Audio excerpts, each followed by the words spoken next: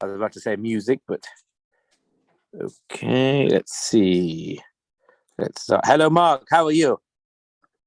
Not so good. Right. Yeah. Your wife said you weren't feeling great. Okay. Well, wish you at a least I push. know it's not. They test me for COVID and flu and for was it RSV, and I have none of those. So it's probably just a cold and a sinus infection. Okay. Well, refuah shalema. Okay. We're going to start recording. What happened to the recording button? Return to the. Ooh. Okay. So if people have noise, they can mute themselves, and we will get started. First of all, here tonight is Le'leinu Nishmas, my grandfather-in-law, Shabtai Ben Meir, my father-in-law's father. So the share should be Le'leinu Nishmas, him. Also, I know that I think originally when the state of Israel was founded, Asar B'Teves was chosen as a day of mourning for those people who didn't have a yortzeit, for those who were nifter in the Holocaust. I remember growing up as a kid, a lot of people would say Kaddish on Asar B'Teves. That is a day that was chosen as a yortzeit for those who never knew when the yortzeit of their parents were, and therefore should also be Le'leinu Nishmas, all those peoples who don't have yortzeit and were chosen on Asar B'Teves. Okay, just another word of marketing of myself. In Yitzhak Hashem, tomorrow afternoon at 1:00, I will be doing the OU Chizuk daily Tehillim call, about 10-15 minutes, depending how long the rabbi speaks. Let me just mute people. I hear a lot of noise. Give me a second. Okay, mute all current and mute participants. Yes. Okay. Right. So you can all still hear me? Excellent. Good. So tomorrow, Mitzvah Hashem, 1:00, I will be on the Zoom call. I think this is the 5th time I'm doing it. So that will be that. Okay. So this week's Parsha is Parshas Vayechi. And of course, today's date is the 10th of tevet. It is a fast day starting tomorrow morning. Those who are able to fast, those who are not able to fast, obviously shouldn't even attempt to do so. And of course, it commemorates the surrounding of the wall of Yerushalayim by the king of Bavel. And it's very much linked to this week's Parsha, as we shall see and get to. And there are some fascinating things here, which we shall discuss. So, of course, the Parsha starts off with vayechi Yaakov be'eretz Mitzrayim shava esrei shana. Yaakov lived in Egypt for 17 years. And our rabbis tell us these are the best years of his life. Vayechi Yaakov, he lived in Mitzrayim, things were good. You have an interesting parallel of 17 years. He lived here 17 years in Mitzrayim, some of the best years of his life. And Yosef was 17 when he was taken away from him. So he had 2 sets of 17 years when he lived together with Yosef. So there's a lot of symmetry there. In terms of his happiness, in terms of the 17, but that's not a route we want to go down tonight. And as the Baal Koreh will tell you, the first Rashi in the Parsha tells you, normally between the end of one Sedra and the beginning of another Sedra, you start on a new line. There's at least 9 letters gap, starts on the next line. There is a gap, a few lines gap. So you see exactly where 9 lines gap, I think it is. No, not lines now. Now I'm getting confused. No, 9 letters, but I think the Sedra was more. There's at least a couple of lines of gap between one Sedra and the next. Whereas Parshas Vayechi blends straight into the end of Parshas Vayigash with no breaks, no stops whatsoever. And Rashi tells you why is Parshas Vayechi closed up, in the sense that it's not noticeable that it's new. So says Rashi, because when Yaakov Avinu died, that was the start of the Golus of Mitzrayim. That was the start of all the troubles. So we don't want to draw attention to it. So it is closed up, which you see straight away. There is a connection straight away between Yaakov Avinu, this week's Parsha, and all the Golus, all the exiles. It's interesting. We've discussed many times. We've never really delved into it properly. But we've discussed many times the Gemara in Megillah, which talks about the Israeli cycle of laning, was 3 years. They would finish the Torah every 3 years. And therefore, that meant they would have to have different parshios. They would have to set up the parsha differently. And recently was discovered in the Cairo Geniza, a shul in Cairo, had, when people take things to Shemos, they would put it up. They found documents dating back to the 12th century in Cairo that they were still doing the, how do you call it? Triannual? Yeah, there must be a nice flashy word for it. Way of laning. Now, that's very interesting, because if you're laning every 3 years, that means the parashas are set up differently. So who made these parashas? And maybe there was no stop here, because this wasn't one of the parashas, are all good questions.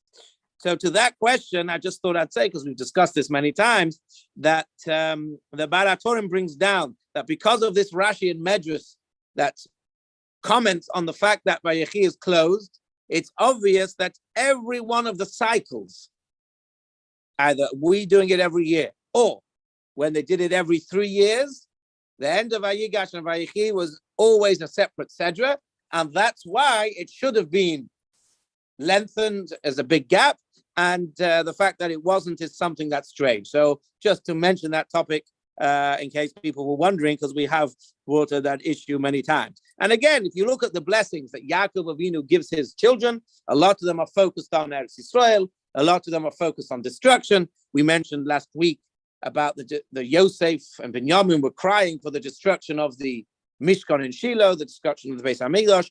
And of course, perhaps the biggest proof is Yaakov Avinu wanted to reveal the end of the Galus. He wanted to reveal the date that Mashiach was going to come, right? He comes with Shimu b'nei Yaakov, v'Shimur l'Yisrael avim. Listen, right? And what does goes on to say nothing about it. So what does the Rashi, the Medrash, the Gemara say? Because Yaakov, Galus has a case. Yaakov wanted to reveal the end of the Galus, and Hashem hid it from him.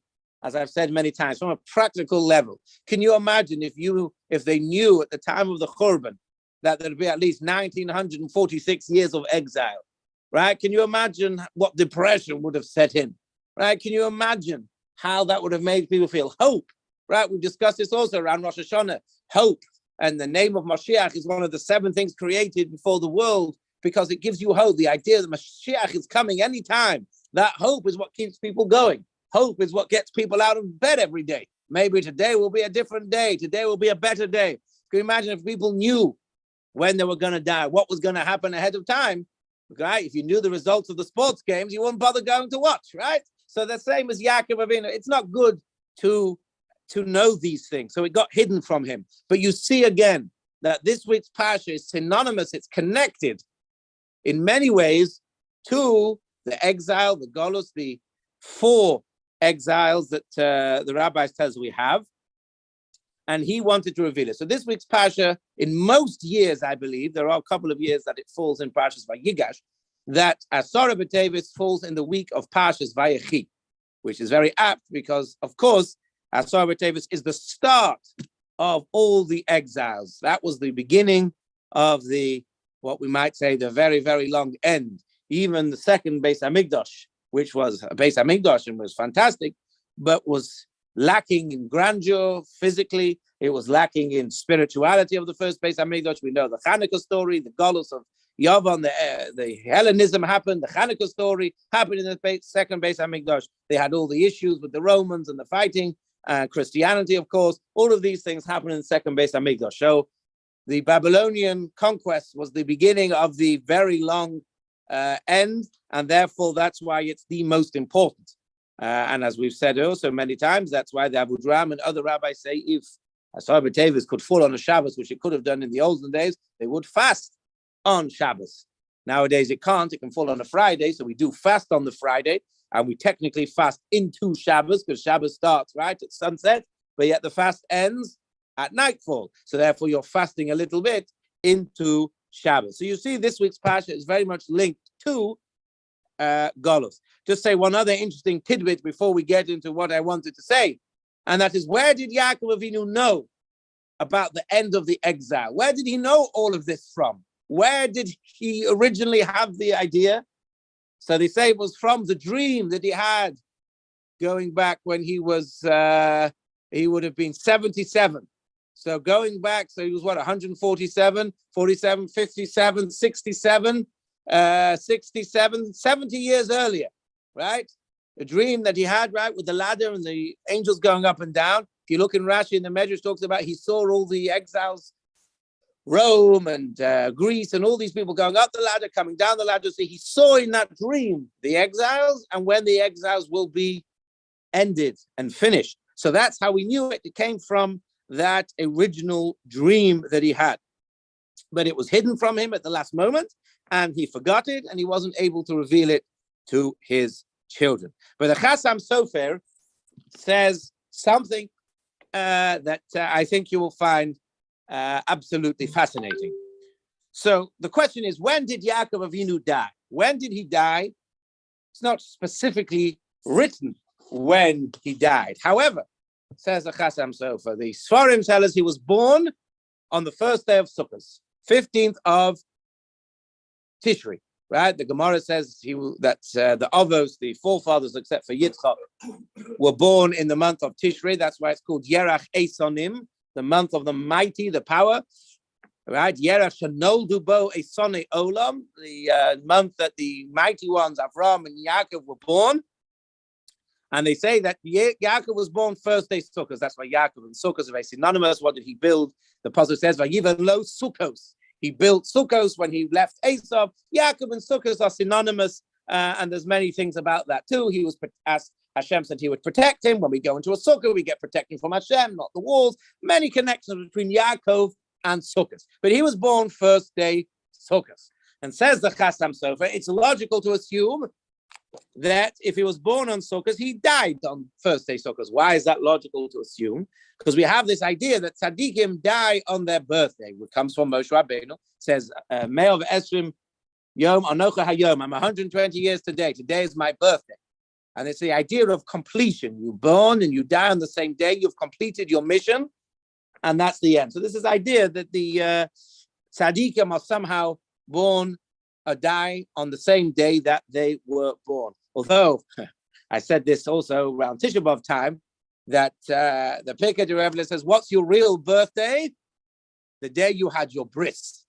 The day you had your bris is actually considered your real birthday, and so on. That's the day you became like a real Jew, a real Israel, and that's considered your birthday. I was lucky enough, my bris was on the 14th of Av. My bris was delayed because I had conjunctivitis, and that was the day this year when I went, first time in 12 years, I went to Eretz Yisrael. When I went to the Kosel, I made sure that I went on the day that I had my bris, like a birthday where you have your good mazel again, and so on. So therefore, it's a special day. The day you had your bris is really considered your... Anyway, all right.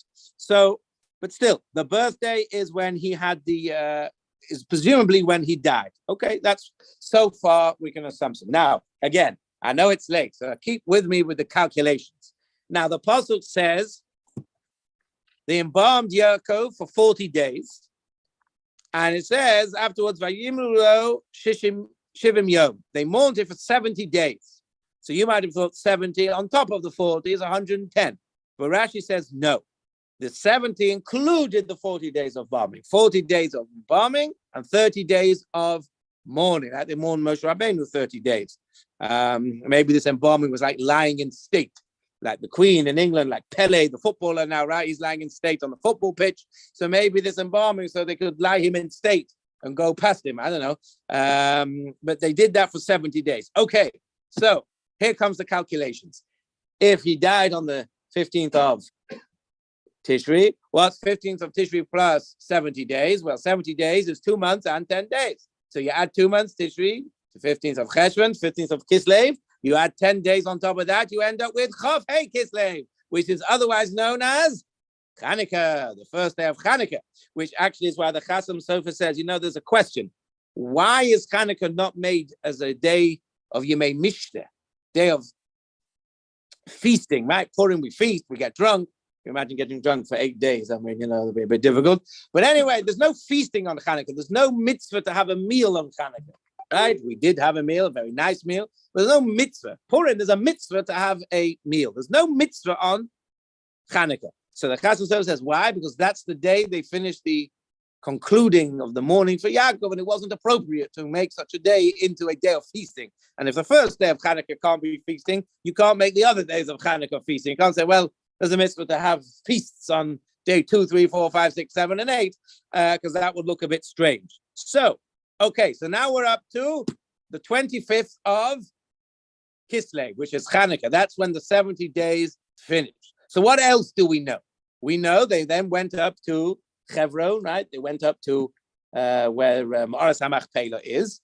And then when they almost got there, before they buried him, they made Vayisbudulo Misped Shivas Yamin. They made another mourning of 7 days. So before we take into account how long it took to go, let's add those 70 days to the 7 days to the 25th of Kislev, and we end up with 2nd of tevet, right? 2nd of tevet. Now, there is the Ramban in Parshas Miketz, when it talks about the brothers going down backwards and forwards to buy food, and Yosef kicking the bow up, go back up again. The Ramban says he, don't have it inside, but anyway, the Ramban says, how long is the journey that they took to go down from where they were in Hebron to buy food? He said it took them 6 days. It was a journey, Mahalach, 6 yomim. He says that's how long it took to go. So add those 6 days to those 2 days, you get the 8th of tevet. Now, presumably, that's all assuming they were exactly perfect days. But it could have been the next day they went traveling, the 70 days finished, and you wait to the next day, and then you wait. Once you get there, you rest overnight, and then you start the 7 days of mourning the next day. And then when that finishes, you bury Yaakov on the next day, which ends up at Asara B'Teves. Right? You with me with the calculations? Right? Have I lost you all? Right? We have any accountants on? Right. So says the Chasam Sofer, it's logical to assume. Now we say logical because he says he hasn't seen it in any, brought down in any official Sfarim necessarily. So it's not something you can say for absolute certainty. But if you add the calculations of what seems to make sense, it will turn out that Yaakov Avinu was buried when? On Asara B'Teves. And that is very, very important. Why? Because we know that days and energies that are infused into days are very significant and very important, right? Hanukkah itself is an example. Hanukkah, the energy every year is infused with the energy of the miracle of the lights. That's why we celebrate Hanukkah. The same with Purim. That day, the energy of the miracle that Hashem did for us comes alive again, as we discussed in Rosh Hashanah from the Ramchal. That's why the Ramchal said, if you look in the Megillah and in the Gemara, when it talks about Hanukkah, when did they institute Hanukkah? It says, L'shana ha'acheres, the next year. So obviously, the simple explanation, of course, the next year, because that's the next time they could do it. But the Ramchal says it's deeper than that. It means when they realized the next year, L'shana ha'acheres, they felt the same energy of the day, they realized we've got to make it into a special holiday. Of course, Pesach, right? The energy of Geula and the Rosh Hashanah every year, right? We know that the energy of the day permeates that day. But we also know the same thing happens for bad things. Of course, the Meraglim came back and cried on the night of Tisha B'Av. And Hashem said, right, that's it. Had enough of this. You cried for no reason on the night of the 9th of Av. I'm going to make this night a night of crying for future generations. So they infused the date of the 9th of Av, which is the biggest tragedies that we face with the destruction of the Beis HaMikdash. They infused that negative energy into the day. So you see that dates and what happens on dates are very significant. So says the Chasam Sofer, adding up all these dates and all these ideas, it seems that Yaakov Avinu, who was the father of Galus, and I say that not in a bad way, but he was the one who came down into Galus and Mitzrayim, right? He was the one, right, that started the Galus of Mitzrayim. He was the one who wanted to reveal all the Galus, the end of the Galus, rather. He was the one who went through all the sufferings in his life, which were a symbol of what the future Jewish people would go through, right? It was that fought with Esau all the time and had problems with Lavan, and then his son was taken away. What happened to Yaakov is a microcosm of what happened to the Bnei Yisrael throughout the generations, as we can see just by looking back through history. So it says the Chasam Sofer, so you see, the day that he died, the day that he was buried, right? The end of his life when he was buried in the end here. Okay, we'll leave aside the Yaakov Avinu Lo Mespit, and we discussed that a couple of years ago already. That's a fascinating discussion that Yaakov Avinu, when it says he didn't die and he's still around. But anyway, that's the day when he was buried, was the end of his sojourn here on the earth. So if you like, that infused the day with negative energy, specifically about Galus, about exile. And therefore, that was the date that had the energy that Melech Bavel, the king of Babylon, was able to lay siege to Yerushalayim. Because we know anything that happens in this world, things are going on. Things that we can't see, things that we can't appreciate in the upper world that allow things to happen. And this is also based on a Marsha. I always forget his name. I don't know why that name never sticks in my mind. But every time I mention him, I always forget his name. Reb Shlomo Heirelis. Anyway, he lived, I think, in the 16th century. I think he was a rabbi of Poznan. But he wrote a commentary on the Gemara, both the halachic side of the Gemara and also the Agadic side of the Gemara. He's like the first source people go to when they want to understand the Agadic or esoteric parts of the Gemara, and therefore, let me find his name, since I always forget it, and it is not right to keep forgetting his name. And of course, where is it here? No, it is here somewhere, but I can't just quite see it. Anyway, so he says something also. Again, this is his own idea, so it's not something that he can say with perfect certainty, but he says, Marsha is Reb Shmuel Eliezer Idlish, and he was the Av Basin in Ustra. Right, I always forget it, Idlish. Okay, so there's a chutz for him. I'll try and remember that. He was one of the most famous commentators of the Gemara.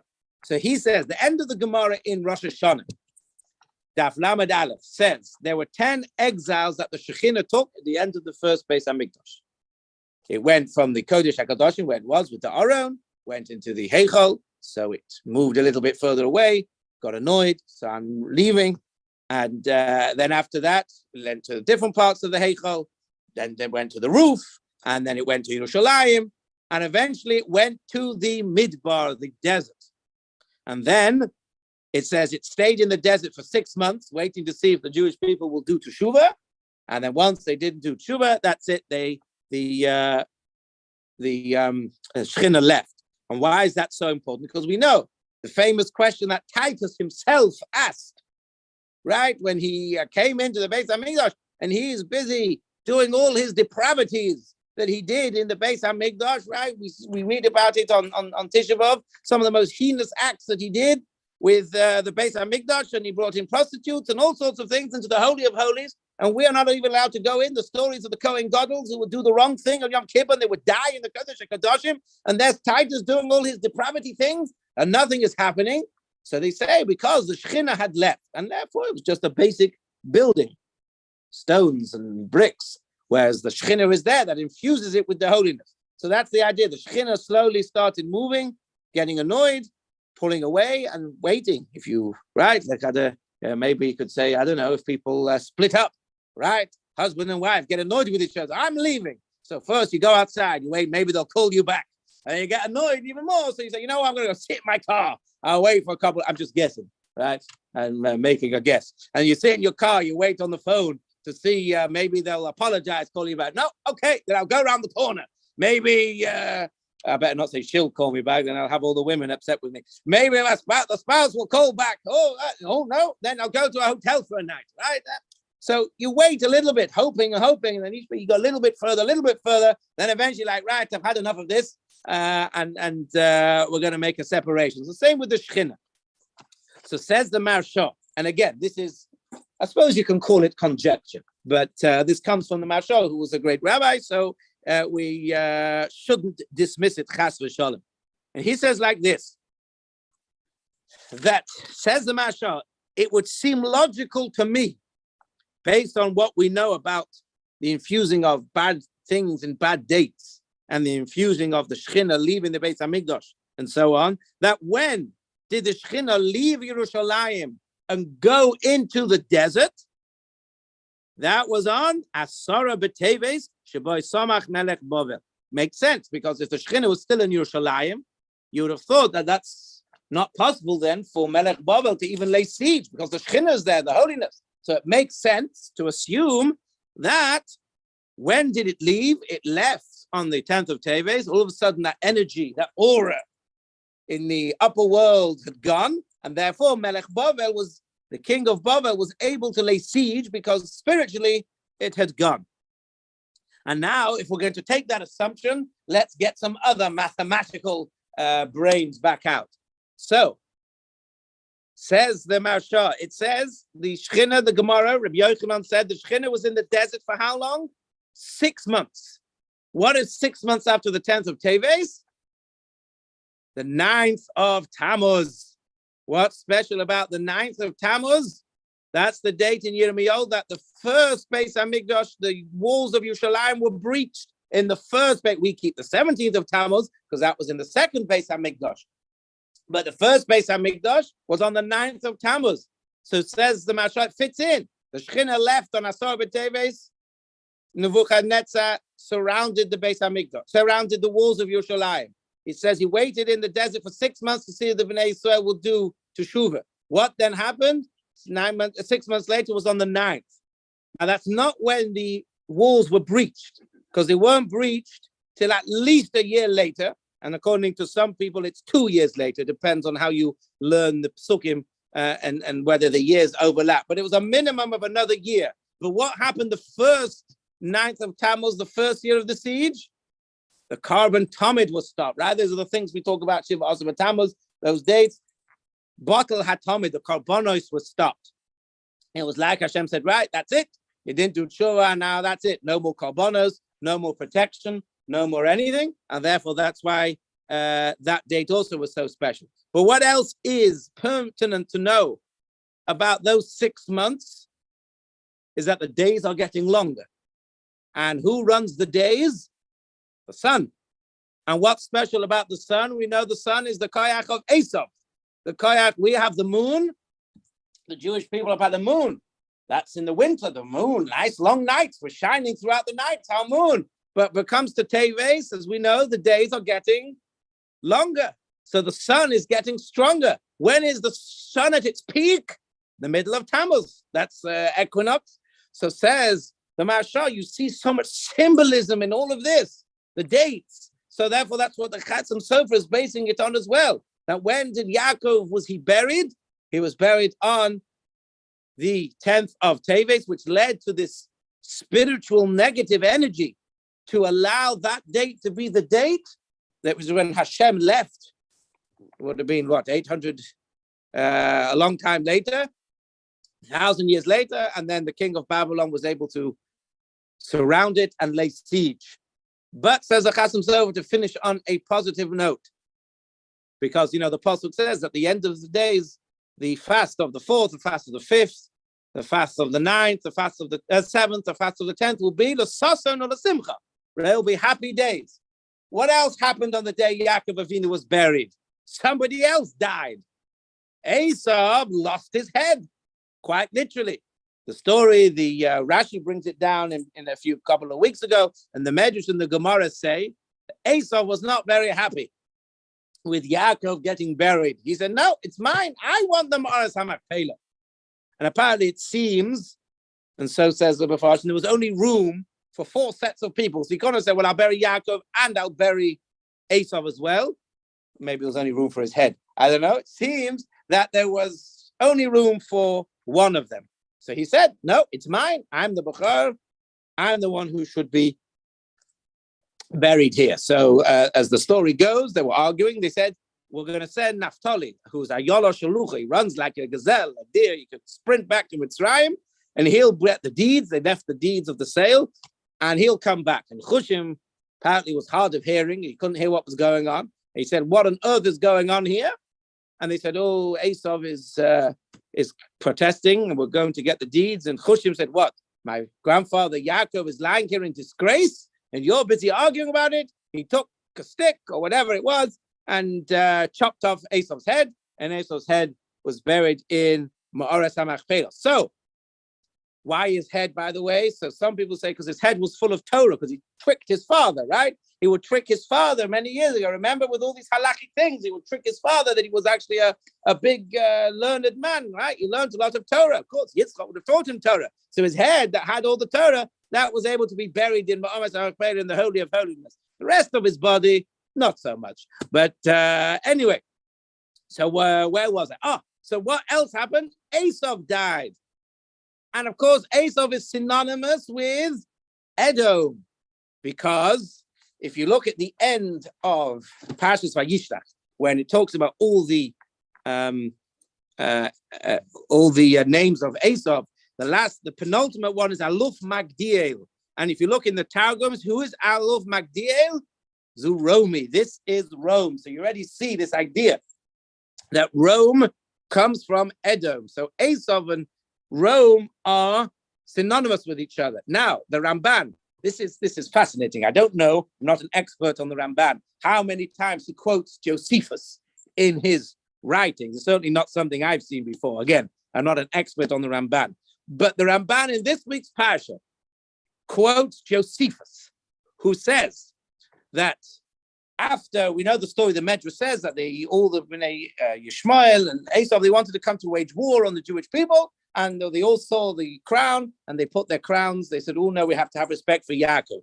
But he says, brought down in the book of Josephus, that Tzvo, the Eliphaz and Tzvo, the grandchildren of Esau, came to avenge the death of their father and grandfather, right? Can you imagine? Esau gets killed. People are not too happy about it. I mean, people are not going to take it lying down. So therefore they came to fight. How dare you kill Esau? And they had a battle, and Yosef and the brothers won. They took Sfo and Kenaz to Mitzrayim as slaves. Now, apparently in the ancient world, they did things a bit opposite to the way our presidents do things, because our presidents pardon people before they leave office.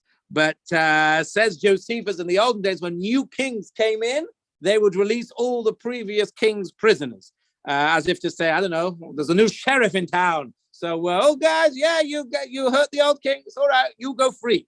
Everything is fine. So when they got free, says the Ramban, they escaped. Well, they went, and he became king in Rome. So Esau's grandchild became king in Rome. And apparently he says he built this beautiful palace, the first ever palace, whatever that is. I'm not sure what this beautiful palace is. And V'hu Malach al Kol Medinas Italka. He was the one who ruled over all of Italy. So again, you see synonymous here again, that Esau was, if you like, the first initial Roman, because he built the city of Rome.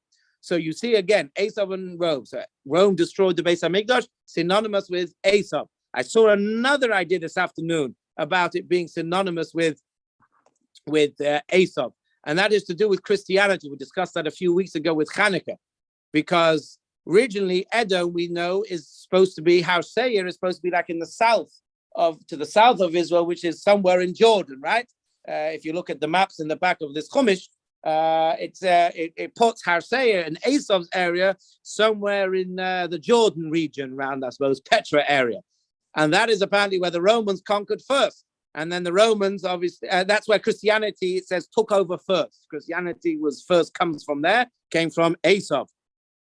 So Esau became the original Christianity. And of course, we know that the Romans adopted Christianity eventually, and that became their religion. So that's another reason why, although the way I understand it, they didn't adopt Christianity until the 6th century. Am I right? Constantine, was not the 6th century? Right. And the Gemara was already written by then. So the Gemara, which compared it all to Rome, was already written before this idea. So just thinking off the top of my head, I'm not sure how that fits in with anything, but still, we can try and work that one out. So you see, Esau is synonymous with Edom of Rome, who are the destroyers of the second Beis Hamikdash, and of course, the reason why we're still here in Golus today and had all the problems. So despite the fact that it was Yaakov's burial that caused the infusion of the energy to be able to allow the siege of Yerushalayim to take place and start the exile, but it was also the day that Esau was killed. And therefore, that's also so important because we're hoping that any second, any day, our goddess will be over. So that again is infused in the day. The infusion of energy of the downfall of Esau is also infused in Asara B'Teves because he died on that day too. In fact, Yaakov was only buried on that day, whereas Esau actually died. So maybe you can say it's more energetic for the downfall of Esau because he actually died on that day than it was for Yaakov's burial. So again, you see a big link between Asara B'Teves, Yaakov, and the Parsha. I mentioned that Rashi in the Medrash brings down that Hushim ben Don killed Esau. But actually, there's another Medrash that says, by Yehuda, Yaakov said, Yodcha b'oref oyevecha. Your hand is on the neck of your enemy. So the Medrash says, means that Yehuda killed Esau. Yehuda is the one who's going to kill Esau. So maybe it means that Hushim did the first hit, right? Gave him a big whack, and he was struggling, lost his, I don't know. And then Yehuda came and finished off the job. But this is very important to all the pogroms that we've had over 2,000 years. There is a Tosfos, I should have got it, but I didn't bring it with me. It's in the other room. The Tosfos in Gittin, when the Gemara that we learn on by Tisha B'Av, the one that talks about the tragedies of the Beis HaMikdash. How does that Gemara talk about the destruction of the Beis HaMikdash? Because it talks about the Sikrikan, who would used to come and steal Jewish lands. They would take the land forcibly from the Jews and sell them to the non-Jews and make a fortune. So Tosfos says, who are these Sikrikans? And he quotes a Talmud Yerushalmi, which I don't have, so I couldn't look this up, but he quotes the Tosfos of the Talmud Yerushalmi that says that Edom, the Romans, again, so you see another link, the Romans had this tradition that Yehuda killed Esau, and that's why they wanted to avenge the grandchildren of Yehuda. That's why they had such hatred for Yehuda, be the Jews. But also, if you look in the Gemara, there was many decrees only on the lands of Yehuda, not other Jewish lands, only the lands that were attributed to Yehuda around Yerushalayim and so on. And the Tosfos quoting from the Yerushalmi says it's because they had a tradition that Yehuda killed Esau. Again, you see this connection between Rome and Esau. You see this connection that, we talk about anti-Semitism a lot, right? Maybe nowadays people don't, but certainly my grandfather in the Haim used to say that at times of Easter, for instance, no Jews would dare go out in the streets because the priests, right, they would go on and on and on about the Jews killed Yoshki, right? And any Jews that they were in the streets, it was dangerous. So you see again that they're going back to this idea that we killed Yoshka, their spiritual leader, which has caused terrible anti-Semitism over the last 2,000 years. And apparently that was also the same rules they were using at the time of the Romans for beating the Jews, that you killed our forefather Esau. So you see, it's symmetry in a bad way. But, you look through Jewish history, you look through the Parshas, you look through connections, and there is so much that links our history and the Parshas and the Romans and so on. You see, it's all intertwined. But that's what gives me personally hope, in that we've been waiting a long time for the redemption, and people say, oh, well, how do you believe? And it's gone on so long. And I say to myself, and I say to people, it's exactly this type of symmetry, where you see the symmetry, you see how it's connected to previous generations, to the Parshas, to things that have been described in the Gemaras thousands of years ago. You see how things that they talked about so far are in the negative sense, because we've only seen the evil. But if you see how that's all worked out, that's all been predicted and talked about and intertwined, then it must be too, in a time that we hope very soon, that all the promises of redemption and the prophecies of goodness will come true. Because you see, I don't know who this Nostradamus was, not that, but apparently he predicted 2023. I saw, New Year, everyone's talking, oh yeah, it's going to be a great New Year, everything's going to be fine, right? and so on, all these people coming out. And then I saw someone say, well, Nostradamus in the 15th century predicted 2023 will be a this, that, the other, and so on and so forth. So I was like, so even the Goyim have their prophecies, right? Even they have their things, right? War in Ukraine and all sorts of things. And it said something about the barrel of wheat will be worth so expensive. That bit's not right, although that's also in the Gemara too. But that's just a little bit of connection between this week's Parsha and Asara B'Teves. I wish those are people who are physically able to fast an easy fast, and hopefully this will make the fast a little bit more meaningful, that we can think a little bit more tomorrow when we're fasting, or even if we're not fasting, about what this day means. And we have a couple of minutes, so I'll say this. By Hanukkah, one of the questions is, why do they have to redo the miracle of the oil? Why do they need kosher oil? Why do they have to redo the menorah, rededicate the Mizbeach, right? Chanukah Samizbeach, they rededicate the Mizbeach. Why did they have to rededicate all of this? What was it all about? So the Gemara says there's a pasuk, Bo Goyim V'chilaluha, right? Like I said that earlier, that the Shechina had left, that is Bo Peritzim V'chilaluha, that when the Peritzim, which refers to the Goyim, Parutz, they come in, v'chilalua, they make the Beis HaMikdash chulin. V'chilalua, they make it chulin. It's no longer holy, which is why after the Greeks had come into the Beis HaMikdash, once the Goyim had got in, because Goyim were not allowed into the Beis HaMikdash, there's an area just before the Beis HaMikdash where the Goyim have to stop, then the women, then the men, then the Kohanim, Levim and Kohanim. There is an area non-Jewish people can bring a carbon, they can get right close, but there's a certain area right on the edge of the Beis HaMikdash where they're not allowed to go. So once they get in and they start doing other things, the pasuk says, once they get in, the Beis HaMikdash becomes chulin.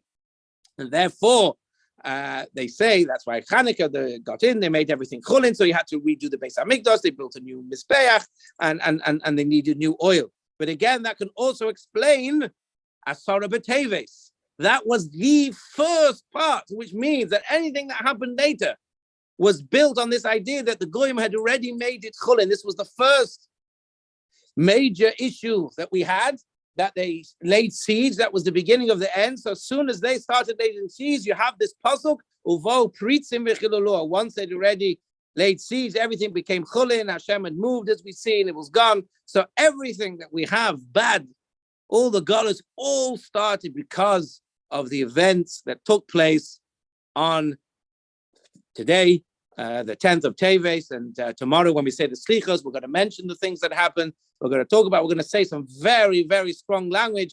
Hidiani, you beat me up and you chopped off my legs and all sorts of things. Very, very harsh language about Asara B'Teves. It's a day that we should think about what happened, the galus and everything else, but also think of the hope for the future. If it was the day of the burial of Yaakov, it also was the day that Esau was killed, and the day that hopefully we will beat the descendants of Esau and come back to Yerushalayim, the rebuilt Yerushalayim, and Herav Yameinu. Amen. So now if anybody has any questions, but let me unmuzzle